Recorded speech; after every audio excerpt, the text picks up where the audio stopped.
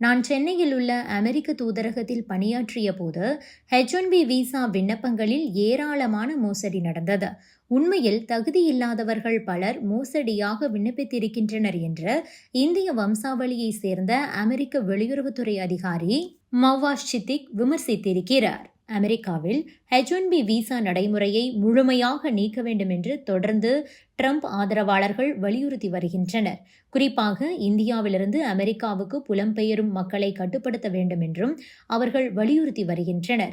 இப்படி இருக்கையில் இந்தியாவிலிருந்து அமெரிக்காவுக்கு வர H1B விசாவில் மோசடி செய்யப்படுகிறது என்று அமெரிக்க வெளியுறவுத்துறை அதிகாரியும் இந்திய வம்சாவளியை சேர்ந்தவருமான மவ்வாஸ் சித்திக் விமர்சித்திருக்கிறார். பார்சிங் இமிகிரேஷன் பாலிசி என்கின்ற பாட்காஸ்டில் பேசிய அவர் இந்த விமர்சனத்தை முன்வைத்திருக்கிறார்.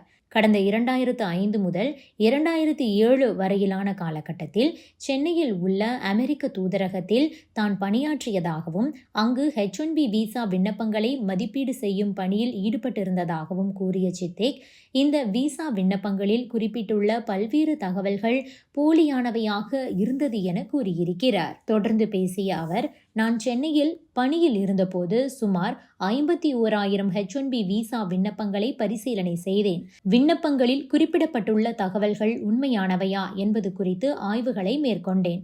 அந்த ஆய்வில் 80 முதல் 90% விண்ணப்பங்களில் போலியான தகவல்கள் நிரப்பப்பட்டிருப்பது கண்டுபிடிக்கப்பட்டது. குறிப்பாக இந்த விசா விண்ணப்பங்களில் போலி டிகிரி குறிப்பிடப்பட்டிருந்தது. இந்தியாவிலிருந்து வரும் பெரும்பாலான விசா விண்ணப்பங்கள் இந்த நிலைமையில்தான் இருக்கின்றன. அவர்கள் H1B விசா அளவுக்கு தகுதியான திறமையானவர்கள் அல்ல. அமெரிக்காவுக்கு ஸ்டெம் துறையில் திறமை பற்றாக்குறை உள்ளது என்றும் அதை இந்தியாவிலிருந்து பூர்த்தி செய்ய வேண்டும் என்றும் வாதங்கள் அதிகரித்துள்ளன. ஆனால் இப்படியான வாதங்கள் கட்டுக்கதைகள்.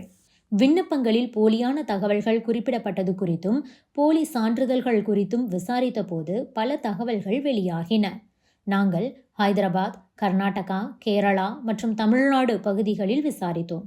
இதில் ஹைதராபாத்தில் அமீர்பேட் பகுதியில் உள்ள கடைகள் விசா ஆலோசனைகளை வழங்குவதோடு மட்டுமில்லாமல் போலி கல்வி சான்றிதழ்களையும் திருமண சான்றிதழ்கள் உட்பட அனைத்து ஆவணங்களையும் அவர்களே தயார் செய்து கொடுக்கிறார்கள்.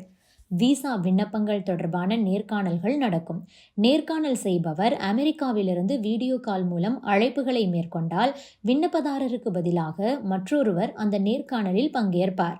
அதேபோல இந்திய மேனேஜர்கள் சக இந்தியர்களுக்கு வேலை வழங்கும்போது அவர்களின் சம்பளத்தில் 1 மாத ஊதியத்தை பிடித்துக் கொள்வார்கள். இதற்கு ஒப்புக்கொண்டால் மட்டுமே வேலை உறுதி செய்யப்படும்.